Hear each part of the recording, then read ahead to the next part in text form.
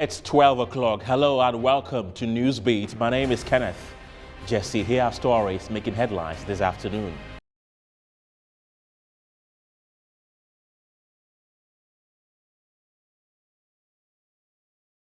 The Public Utilities Regulatory Commission announces new tariffs.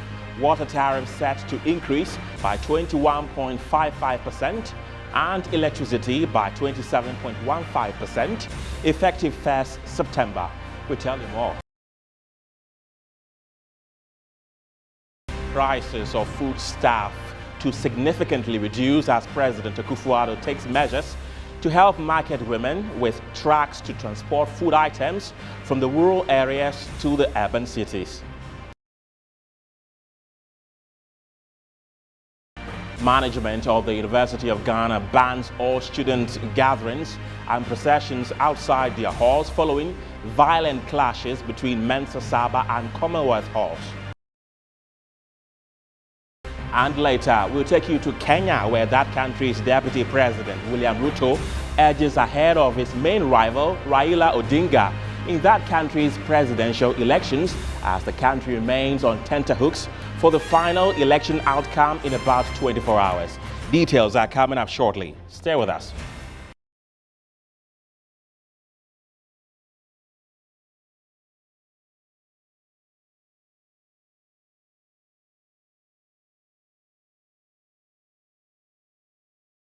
Right, and the PRC has made some adjustment to water and electricity tariffs just this morning, and I've been joined by my colleague Winston Taki, who is at the venue right now to tell us more. Winston, welcome to the show. This is a sharp contrast between the proposed over 200% they made some time ago. What informed this decision? Hello, Ken. Earlier on, the PRC received proposal from several utility companies with regards to a possible increment, which today the final announcement came to light. If you could remember earlier on, the Ghana Water Company were demanding a 300% increment in their proposal, as well as ECG and NETCO, which demanded 148% and 113% from these utility companies.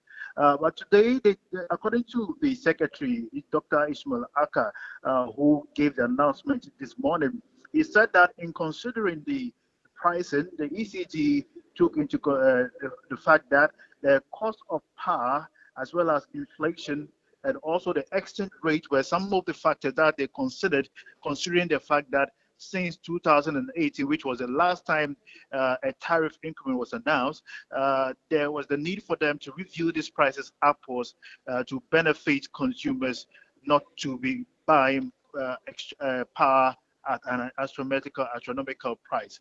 So today the price was increased. That is an increase. There was an increment in the water tariff to the tune of 21.55%.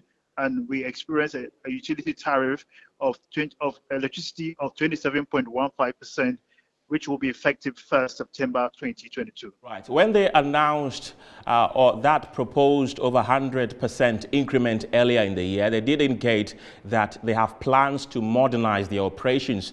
Do they still stand by that they have plans to modernize now that they've increased it by over 20%? Yes, according to the secretary, it is something that they've fully considered. So there will be a quarterly review, according to him, that will take into cognizance all these demands that has been made. And also, they said there's another benefit that small and medium-scale enterprises like barbers, shops owners, medium shops and businesses who initially used to have high cost of electricity, this time around they are going to benefit very well because the pricing formula will favor these small and medium scale enterprises instead of usually residential they paying similar prices with residential payments. Right. So if I understand you clearly, that means they are going to review the prices quarterly, right? Yes, certainly. Okay, Winston Taki is our man on the ground. Thank you very much for keeping us updated on this particular issue. You're still watching Newsbeat here on Metro Television. You can join us on Facebook at Metro TV Ghana and on Twitter at Metro TV GH. Let's take you to the presidency, where President Akufo-Addo at the 22nd General Meeting of the Presbyterian Church of Ghana at Quota, Abetifi in the Eastern Region made it known to Ghanaians that the government is taking measures to help curb the rising food prices in the country. He said government is working at providing trucks to transport food items from the rural areas to the urban centers.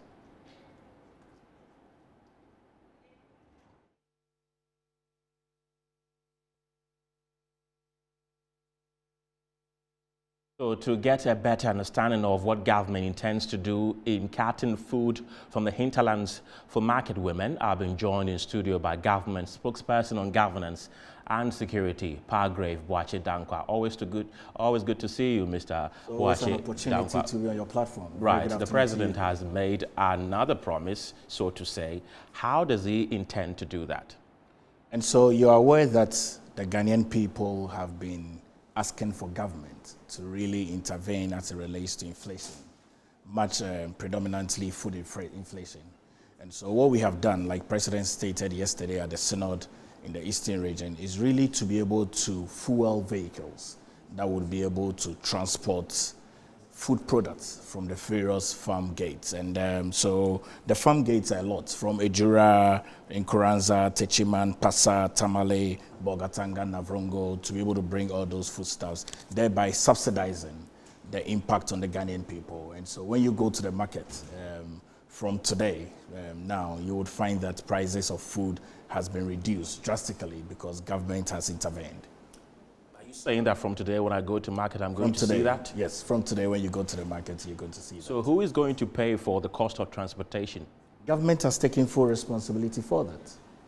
So how is that going to be done? Are they going to engage the market women to, see that, okay, we have onion groups, we have yam groups, we want to transport from here to here, bring to you to buy. How is that going to be done? Or you have already said that it's already been done. So basically, I mean, if you look at the various farm gates, the number of farm gates where farm produce come from, which is what increases price when you go to the market. So suppose you go to Dome, you go to Medina, you go to Makwala, these products are coming from the northern part of the country. And so government is subsidizing the transport of those foodstuffs. And these market groups are always sectored in various groups. So if foodstuffs that are coming from Ejura could be yam, rice, beans, maize, foodstuffs that are coming from Nkoranza, Techiman, Pasa, in the Autry Volta region, Tamale, Bogatanga, Navrongo, all these foodstuffs that are coming down into the urban part of the country, all these foodstuffs are going to be subsidized primarily because government has taken the cost of transportation. You realize that anytime you go to the market woman will tell you that it is the cost of the fuel. For which reason they are increasing prices. When you're buying tomatoes or you're buying yam or you're buying garden eggs or any of those other things. So government has taken the cost of that fuel, which means that you're going to get food at a very reduced price. Right. We are yet to independently verify your claim, but how sustainable is this? Extremely sustainable. I mean, you're aware that all the policies that government ropes in every now and then is for a sizable period of time. And we are not in normal times. It's been very difficult times for us as a country. And the president is feeling the pressure really on the Ghanaian people and is wanting to intervene. And for which reason we are looking into seeing how this can go on as much as we are able to intervene. And we are happy that the Ghanaian people have welcomed it, where we had the conversations with the market women all across the board at the various sectors. They were extremely very excited by the intervention that government is putting in place. Right. So which markets in the country? Is it all markets across the country or just markets in the capital and some major cities like Kumasi, or it includes all markets in the country? So there are major markets, really, and I mean the major markets are markets in Accra, general markets in Accra where people would predominantly go and do their market, Kumasi, Takrade, Tema, Mankezim, Kaswa, Ashama, Sunyani, and all these are coming from the Pharaoh's farm gates, and so everybody goes to pick their foodstuffs from the farm gates. And once it's distributed across board into the value chain, it impacts everyone. So farm gates from Ejura, Nkoranza, Techiman, Pasa in the Autry region, Tamale, Bogatanga, Navrongo, all these foodstuffs that are coming down south are extremely going to be taken care of by government transportation. Are there plans to extend it to other markets beyond the ones you've mentioned? Yes, I mean, you know that there are bigger markets where people go and pick and then come. So in your neighborhood, if you live in, I don't know where you live. Where do you live? Teshi. Teshi, good. So in your neighborhood in Teshi, the little markets, then maybe the person will go to Makola to go and do their bigger shopping and then come back to you. It impacts you positively. So there are bigger markets where everybody goes to pick as a subset and then come into their local community. Right. So how much is government going to be paying for these transportation of goods from the hinterlands to the cities? Well, we have done the permutations. We are very certain that once we have been able to roll it out over a period of time, we'll be able to come back to the good people of this country to let them know how much we have spent. But clearly, I mean, this is at government COFEX to ensure that we ease the pressure on the common Ghanaian. Okay, let's listen to the president when he made that statement. The last 3 years, that is 2020, 2021, and 2022, have proved to be very challenging years for Ghana, as they have been virtually for all countries. As a result of the pandemic of COVID-19 and its impact on the economy, things are not at all what we would like as far as the economy is concerned. They have been worsened even further by the effects of the Russian invasion of Ukraine, which have led to spiraling freight charges, rising fuel costs, high food prices, and steep inflationary spikes. So I am fully aware that these are very difficult times for us. The theme of your conference, Christ in you, the hope of glory, which is drawn from the letter St. Paul wrote to the inhabitants of Colossae, provides hope that sooner rather than later, our nation will find itself out of the woods.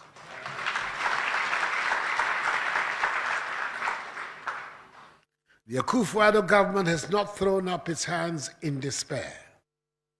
We are determined to bring relief to the Ghanaian people and return the economy back to the high rates of growth that characterized our development in the 3 years preceding the COVID-19 outbreak, and which made our economy one of the fastest growing in the world at the time. The approach to the IMF is a major step in the short run towards that goal. Other steps will be taken, in particular, to deal with the unacceptable depreciation of the currency, the cedi. Reining in inflation by bringing down food prices is a major preoccupation of the government. And hopefully, this season's emerging successful harvest will assist us in this regard. Arrangements are being made with market women, the market queens of popular parlance, to provide trucks to evacuate foodstuffs from rural markets to urban centers to help reduce food prices in the cities. We're encouraging companies engaged in the manufacture of inorganic fertilizers to scale up production to reduce the impact of the high cost and unavailability of fertilizers, whilst we advance rapidly our plans to establish an organic fertilizer plant. Right, let's come back to the studio and continue with Palgrave Boachi Dankwa. Palgrave, in the president's speech, he said arrangements are being made, but here you are telling us that it has already taken effect, which it seems a bit confusing. Not at all, not at all. The arrangements are being made. We are aware that a few of the vehicles started bringing some of the foodstuffs from last week. You're aware that the president made this statement yesterday, which was the end of the week and the beginning of a new week. And so the processes have already begun. Can you pinpoint a market in Accra who have received the track? At the moment, the data that I have hasn't got any data of any market that has received any. But you know how long it takes for vehicles to move from one place to another place. Just give it a few more hours. You should see that these market women have been able to get in their farm products. And then there are market days as well. You know, there are significant market days. I don't know of any place where Monday is a significant market day. Right, and which transport operators is government collaborating with? Definitely. I mean, all these transport agencies that are available, Protoa, GPRTU, all the normal already existing transport units that these market women originally would use to transport their farm products are the same things that we're going to use, augmenting it as well with other vehicles that are available within the government space to help with this process. Wachidankwa, always grateful to have you join us in the studio. Thank you very much. Now, Metro TV's Shadrach Odamiejare is currently at the Agbogboloshi market to have an in-depth understanding of how much of cost of carton foods actually bloats the cost of foodstuffs. He's speaking with some yam traders, tomato traders, and plantain traders. Let's cross over now to listen. Right, I understand we have Shadrach Odamiejare on phone at the moment. Shadrach, can you hear me? Welcome to the show. Thank you, Ken. Right. Palgrave Wachidankwa tells us that the first batch of trucks have arrived in some parts of the capital. When you went out, did you see anything like that? Well, I am currently at the Agbogboloshi market, and then the trucks that are actually here loaded with foodstuffs are yam trucks. So we have different kinds of trucks loaded with yam from various locations. So they are yet to offload their yam. The yam yard has seen the first batch of offloads or dislodging there already, but the rest are queued on the Agbogboloshi stretch here, waiting to get all the foodstuffs in it offloaded.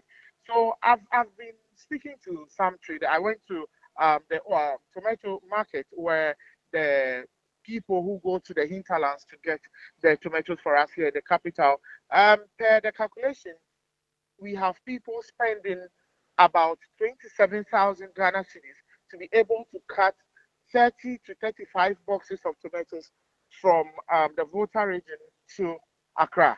So from there, even in the hinterland, prices of fertilizers and then other labor, human labor that is needed to get the boxes of tomatoes in the various trucks puts the price of a box of tomatoes at 650 cedis. So that is devoid of the parking cost, the transportation cost, and then other extra expenses or miscellaneous that were incurred by wholesalers who bring them to the cities. So by the time we get to the capital, the transportation cost plus the unit cost of tomatoes, that is per box, and then offloading cost, all things put together, they spend about 27,000 cedis to be able to transport just 34 boxes of tomatoes to Accra. So then when they get here, they have no choice than to divide the 27,000 by 34. And even so, that is for them to be able to break even. Then after that, they would have to add whatever profits they think it's good for them. They add it to the unit prices they've been able to calculate. And then that is going to be the new cost of a box of tomatoes. So if from the hinterland you are having a box of tomatoes costing about 650 cedis, they get here and then it's about 1,000 cedis. Right. So that is transporting food. Right, Shadrach, thank you very much for that information. We are so grateful for your time this afternoon. Let's take you to Parliament, where the minority in the House is demanding an immediate reversal of 30% quota of admissions into nurses training colleges for the Ministry of Health. According to the ranking member on Parliament's Health Committee, Kwabena Minta Akando, the move is an attempt to make room for protocol admissions for party apparatus. Now, the Dwaboso MP has been speaking to the press. In Parliament are deeply concerned about the Ministry of Health's recent policy and administrative directive to heads of nursing training colleges, which has resulted in the Council of Health Training Institutions ordering an immediate and infinite suspension of admissions into their colleges. Per information reaching us, part of these new administrative directives require nursing training institutions to reserve a minimum of 30% of their total admissions for the Ministry of Health to complete. The reasons for these reservations or the process by which the ministry expects to admit trainees into training colleges are currently undisclosed. We see these new directives as an attempt by government to clear a path that makes room for protocol admissions of party apparatchiks, candidates with deep pockets, and those who, under normal circumstances, will not gain admissions to get access to these training colleges. This, we believe, is a recipe for the unbridled corruption that has recently characterized all admissions into government institutions, be it the police service, military recruitment, teacher training schools, and now nursing training colleges. The minority in Parliament therefore calls on government to, as a matter of urgency, reverse its policy directive on reserving 30% of admissions into nursing training colleges for the Ministry of Health, and that without delay, so that the admissions process can continue. We also call on government to address the self-imposed bottlenecks on admissions into nursing training colleges so they can run at a full capacity. The Ministry of Health is also hereby cautioned to desist from encroaching into the internally generated funds of colleges of health and allow them to use their funds as directed by the 2022 Budget Appropriations Act. I thank you for the. So let's try to understand what the 30% quota means, and I've been joined via Zoom by Dr. Thomas Anaba, who is the Executive Director for Africa Center for Health Policy Research and Analysis. Hello, Doc. Welcome to Newsbeat. Tell us a bit more about what this quota system of admissions into the nurses training colleges mean.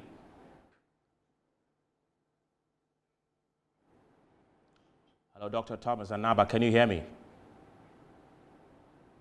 Can you kindly unmute for us so we can hear you? Right, we're having a hard time connecting with Dr. Thomas Anaba, who will be telling us a bit more about what this 30% quota into the nurses training colleges mean. And as and when we do get him back on the line, we speak to him. Away from that, let's take you to the Asante region now, where organizers of the Pro-Alan Health Walk have cautioned the newly elected national organizer of the MPP, Henry Nanabwash, against any decision to suspend Trade Minister Alanche Martin for staging a health walk in Kumasi. On Saturday, 13th of August 2022, a group known as the Pro-Alan Kwejo Movement in Kumasi in the Ashanti region embarked on an unprecedented health walk. The health walk attracted thousands of people from all walks of life from both inside and outside the region. The walk, though described as non-political, attracted a number of leading politicians who in separate interviews termed their involvement as honoring the Trade Minister. Meanwhile, the national leadership of the party ordered the group to halt its intended health walk, but the pro-Alan supporters say it is one just to boost their health for the agenda, break the AIDS. But the national organizer, Henry Nanabwache, says he will suspend Alan for staging the health walk. However, the organizers of the Pro-Alan movement have cautioned him on the decision to suspend Alan Martin. According to them, the health walk was planned 7 months ago without the knowledge of Alan Martin.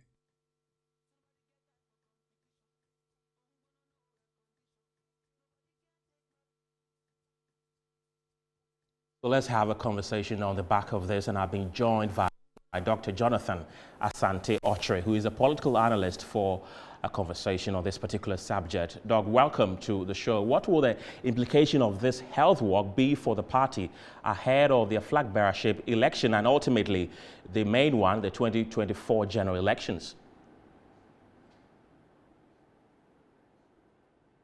Hello, Dr. Jonathan Asante Autry, can you hear me?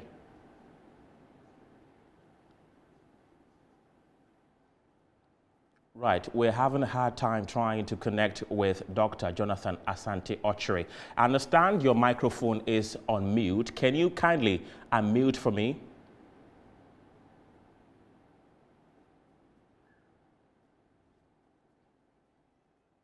Hello, Dr. Asante Autry, can you hear me? Right, we seem to have lost him on the line. We're trying to connect with him to tell us what the implication of this health walk will be for the new Patriotic Party heading into their flag bearership race and also the ultimate one, the 2024 general elections. Yesterday, when we spoke with a deputy general secretary of that party, he said he found nothing wrong with it. We'll come back to that story, but in the meantime, the Ghana Revenue Authority, in an official statement, has noted that it is investigating the report by the special prosecutor in relation to the La Bianca group of companies and the customs division of GRA. The report says it will not shield its members who are found culpable, as it distanced itself from the comment made by Colonel Kojo Damwa. The Ghana Revenue Authority has disassociated itself from recent comments by the Commissioner of GRA's Customs Division, Colonel Retired Kojo Damwa, accusing the Special Prosecutor of deliberately targeting him. This is as a result of a report by the Special Prosecutor regarding a foreign food importing company, La Bianca, which suggested alleged irregularities at the port. These are the words of Colonel Damwa. Before that report came, that person had made a statement to some people who had come to them. He was going to publish something that will discredit me, and he will do that. And I even sent people to go and tell him that he's a small boy. I'm older than him. In relation to his comments, Ghana Revenue Authority has released an official statement to distance itself from Colonel Damwa's comments, saying the outcome of the investigation were made in his personal capacity and do not convey the opinion of the board and management of GRA. The report further accorded full respect and dignity to the office of the Special Prosecutor. Well, the Ghana Revenue Authority added it will not relent on its mandate to improve revenue collection and block all loopholes, and is still analyzing the report to arrive at a favorable condition that will profit the nation. Meanwhile, the Commission has assured the general public of its commitment to streamline and improve the process of accurately determining values of imported items and products prior to the OSP's report. The Revenue Authority concluded that it is committed to bringing any staff of its outfit culpable of corruption to book in accordance with the laws governing the authority. Thank you very much, Alberta. Now, following directives by the Ghana Revenue Authority on no discounts or rebates on items or products at importation and to cancel all existing approved discounts, I want to find out the procedures involved in such cuts. And joining me is the Member of Parliament for Tamale Central, Ibrahim Mutala Mohammed. Thank you very much for joining me, Mr. Mutala. Well, some people have raised concerns that this should have passed through Parliament. How true is that? And if it is true, take us through the procedure involved in making such calls. Well, good afternoon. Good afternoon to your cherished viewers and listeners. What the Ghana Revenue Authority have done, I don't think that they have done anything illegal. They are not talking about taxes or discount that is given. Already the benchmark values were determined. What they are doing is the discount on the benchmark value. For example, if someone wants to import rice in Ghana and there is a benchmark value per bag of rice, let's say $5 per bag of rice as the value of a bag of rice that is imported into this country. What then they are seeking to do is that customs then give, if like a rebate or a discount on the value. So instead of $5, customs then says that, okay, the value now is $4. And now you then pay the taxes on the $4. You are not paying the taxes on the $5. That is what Ghana Revenue Authority is simply doing. It is not as if that they are determining discount that is given on goods that are imported into this country.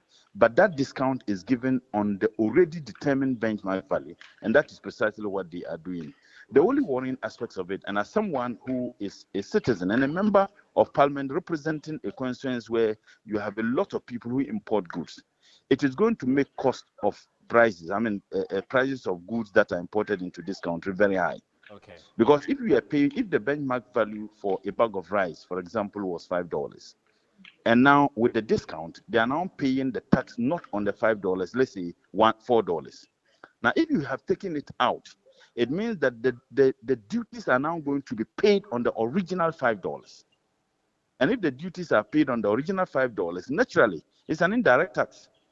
The people who brought in the goods would have to transfer the prices, the money they have paid as taxes on the final price of the goods that they are selling. You remember sometime last year, this issue came up. And the reason why government halted that was because of the fear that under the prevailing economic circumstances, that if cost of goods or prices of goods were going to be higher as a result of taking away the discount on the benchmark values, it was going to indeed create a lot of problems for consumers. And that is precisely what this government has done. But you see, the worrying aspect of it is that this decision is taken as a result of the work that is done by the Office of the Special Prosecutor in the matter of the Lubyanka issue. Right. I was about to come to that point because a lot of people have raised concerns that, just like you rightly mentioned, is because of this particular issue that has come up. That is why they want to use this as a cover-up. What do you think about that? Well, my point is that if this decision was supposed to be taken, why didn't they take that decision in the first place? And two, the issue of the Lubyanka is not that anybody is saying that Lubyanka should not go in for any, advanced custom ruling. That's not what people are saying. Right. But advanced custom ruling, as captured in Section 12, is very clear that there is a strict procedure that must be followed. Now, if you read the Special Prosecutor's report, the head of Custom Division, the Deputy Commissioner for Custom Division, Mr. Jechi, himself indicated that he took the decision he took because the Lubyanka group companies have actually applied for advanced custom ruling.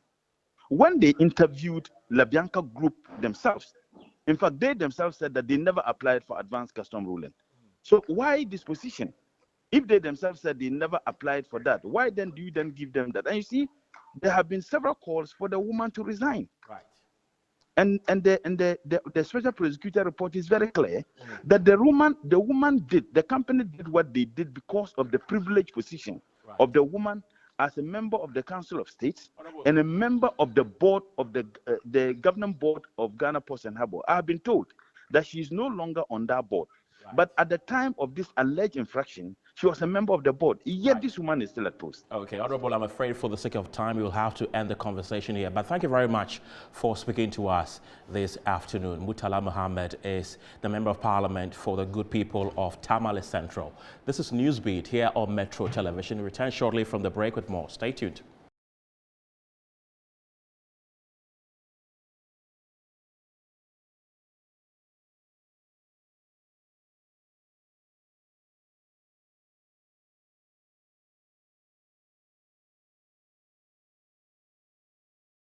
Hello again.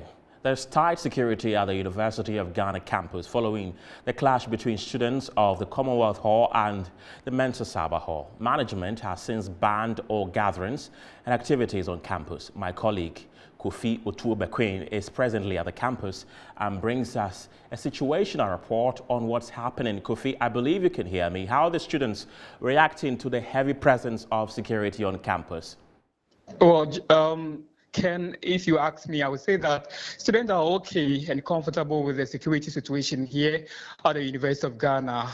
They believe they will protect them concerning the clash between or the rival between the Saba Hall and the Commonwealth Hall. But then what they are not okay with the directive from the management, which came from the Dean of Student Directorate, that indicates that all gathering within the school premises have been banned until further notice. And they are not okay. According to them, they have some activities like the LSRC week plans that they would want to embark on to celebrate the week. But then these directives would have to, cancel everything. And some, according to them, are going to do business and others. And even the RCLC has been booking a lot of people and partnership that they are going to hold this program with them. And to them, they think the directive is a little bit harsh on them, and it's going to dent the reputation implementation of the LSRC. So they intend to talk to management to, review or to come further with explanation on what they meant by the statement which was issued yesterday at 9:30 p.m. Currently, when we come to the campus, the situation is very calm. I have with me the head of programs and project for the LSRC department, which is in person of Akin Sopoku. Let's talk to him and find out how they take this directive from management as activities is going to be banned until further notice, and also they are also planning for the LSRC week. So, sir, good afternoon. Thanks for joining us on Metro News. Good afternoon. Thanks for having me. So, first of all, how do you take the directive from the Dean of Students banning all programs and activities until further notice? Okay, so for us, I think it came as a mixed feelings. Yesterday when we saw the mail from the Dean of Student Affairs, we as an SRC in our bid, we agree. We agree with management that yes, indeed, the life of students must be protected. Indeed, we must have a community where everybody is living peacefully.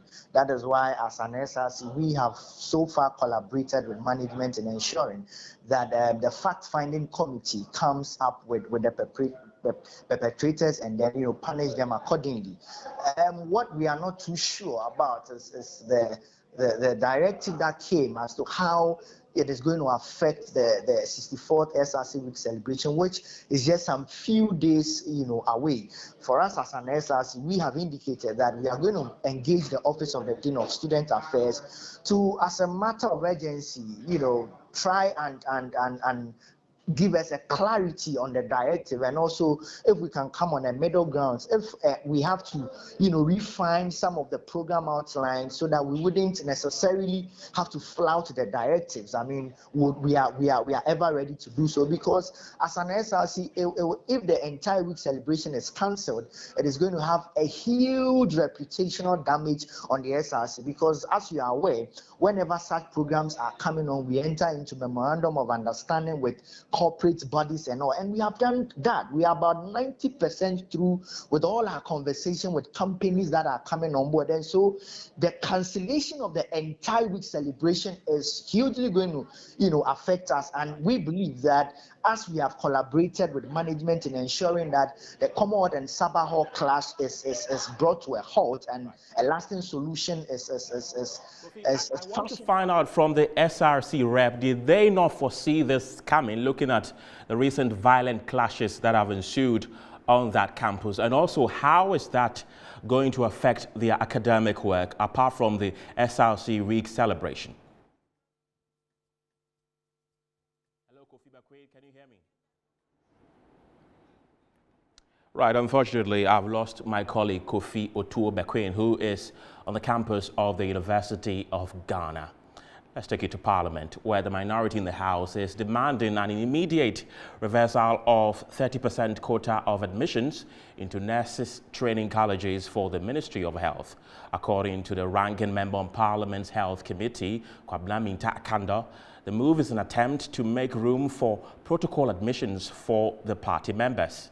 Now, Dwaboso MP has been speaking to the press, and also I have my colleague Henry Kwesibedu, who is currently in Parliament and will be joining us shortly. We will also try to connect with Dr. Thomas Anaba, who is the Executive Director for Africa Center for Health Policy, Research and Analysis, to tell us what this 30% quota actually means for the admission of nurses training college students and also teacher training college students. We're trying to connect with him to tell us more about this current issue. You're still watching News Beat here on Metro Television. I understand we've lost him on the line, unfortunately. We'll try to reconnect with him in our subsequent bulletin, but now it's time for business. Stay tuned.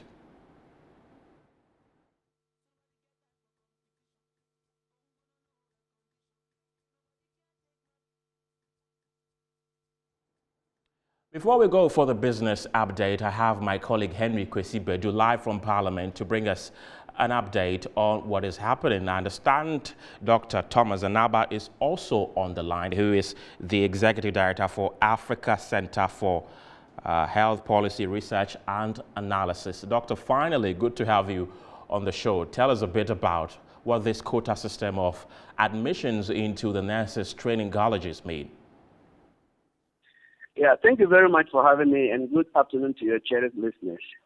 I think it is becoming so predictable by anybody that admissions to anything in this country is now being controlled by a government, even into academic institutions where there are laid down procedures and guidelines for admissions. This government has decided to take quotas and do admissions by themselves into such institutions. Appointment of institutional heads are now actually done by government. It appears what government is doing is trying to hook the country for one party so that a percentage of all people getting admitted into any institution in Ghana, including educational institutions, should belong to one party. This is very, very dangerous. What criteria has the minister got for admission to know who is fit to get admission into a nursing training college or a university? Are they the lecturers? Are they the academic board? Or what is government? Why is government meddling into every intake of people into any institution in the country? Sadly, they are doing that into the health sector. The health sector should be very non-partisan. Educational sector should be very non-partisan. But the way things are going, it will come to a time that people will be respecting parties instead of head of institution, because they will tell you they came in because their party brought them in, and for that matter, they don't take command from anybody. We just saw a similar thing happen to a senior police officer where a junior rank officer was defying his boss. Is that what we want to do to the health sector? I think this 30% government wants the institution to give to them for admission to be done from the ministry, or because that's what it means. Protocol. You concur with the minority in Parliament's assertion that government is reserving some of these admissions for party supporters? There is nothing besides that. That is the only reason. They can't tell me that it is because they want some an NDC or a CPP or anybody else out of the ministry to admit to recommend to them who to admit. If they reserve it for the ministry, we all know the minister and his people in the ministry are the ones who are going to send names. Or party people call him, then he has the chance to give them admission into schools, whether they are fit or they are not fit or not. Dr. Thomas Anaba, thank you very much for speaking to us this afternoon. Business News is next.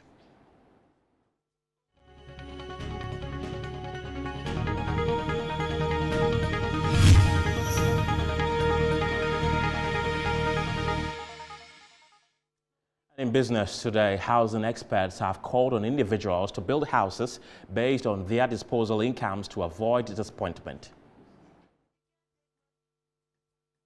And a certain amount, it translates to a certain loan amount. And the question is, what can you get to buy using that amount, right? That's not the end of the world. I mean, you could apply for that same amount you qualify for and use it to build something within your income range. Normally, we get into a bit of a difficulty when there's a misalignment between how much the person earns and how much they qualify for and what the aspirations are in terms of home ownership. Now, elsewhere, in other countries and jurisdictions where the product is much better understood, there's a concept of the property ladder. So individuals will know that your first property will probably be a one. This is Newsbeat on Metro Television. After the break, Phil John Quota will be here with the latest in sports. Stay tuned.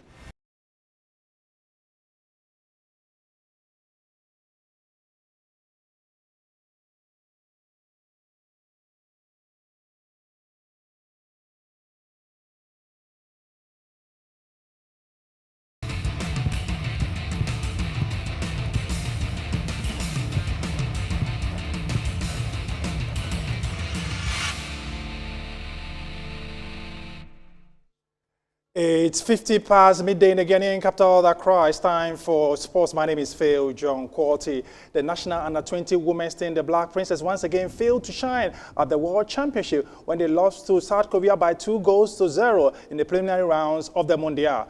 Ben Foucault was quite disappointed in the results. It's just unfortunate that it has system to the tournament, and today we lost 2 games on a row that we are not able to qualify once again. And I think the second half was, first half was a little bit better than even the second half. And even second half, we were playing better before we took the first penalty against us. That also bring the guys' attention and every pushing down a little bit. Before they get on that second goal, after through the same penalty again. So for me, it's just unfortunate that we consider to go through penalties, but I think today's game was better than the US game. That's why I said it's just unfortunate that what we were expecting to play, maybe go through by group stage, didn't happen. That's what we were hoping for. But just unfortunate we couldn't make it this time also. So we'll just go back there, maybe try and making sure that in the next edition we'll try our best so that we can go to the group stage once again. Ben Foucault is the head coach of the Black Princesses, failing to shine once again at the World Championship. They will have to beat the Netherlands in their final game to ensure that maybe, just maybe, they will qualify for the next stage of the competition in Costa Rica. That's your Midday Sports. My name is Phil John Quote, Hetty smiling, ready for showbiz. Thank you, Johnny, for that update. It's now time for entertainment news.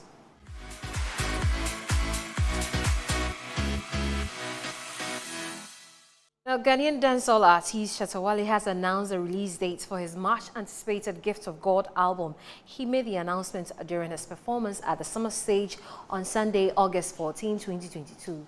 Now, according to the artist, the album, which has been in the works for over 3 years, drops on October 17, which marks his 37th birthday. I have this album that I have been creating for 3 years, and everybody's been talking about it. Today, you guys are the special people with my press release day. On the 17th of October, I am going to release the Gift of God album. It is immediately unknown who else will be on the album aside from the already announced ones.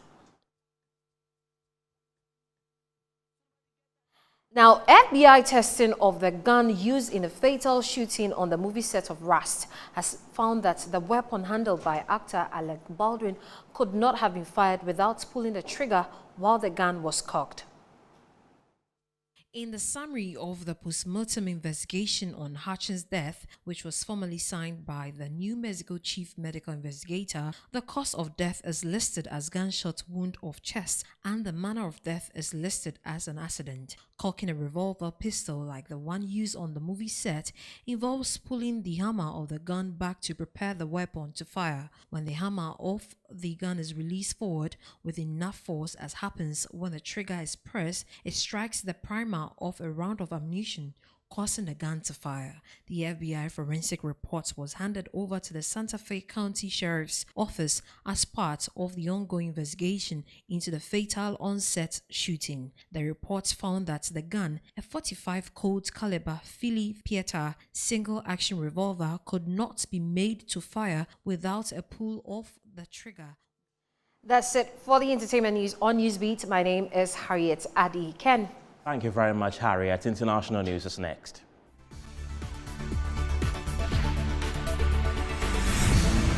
The results of Kenya's much-awaited presidential election will be known shortly. The electoral body has announced preparations for the declaration are underway at the National Tallying Center in the country's capital, Nairobi. Deputy President William Ruto has a narrow lead over ex-Prime Minister Raila Odinga in the latest count. Floods triggered by seasonal torrential rains in Sudan have killed more than 50 people and inundated over 8,170 homes since the rainy season started, a senior police official said on Saturday. Residents of Makilab village in the River Nile province are trapped by flood water. The whole village is flooded and most farms are ruined. Thousands of Ivorian soldiers held in Mali and accused of being mercenaries have been charged with attempting to harm state security and remanded in custody. Funerals have been held in 2 Cairo churches for 41 victims of a fire that ripped through a Coptic Christian church during Mass, forcing worshippers to jump out of windows. The blaze on Sunday, blamed on an electrical fault, hit the Abu Sufyan church, densely populated in Bamba, working-class district west of the Nile River, parts of Kuza Governorate in Great. My name is Kenneth Jesse. Thanks for watching. Bye for now.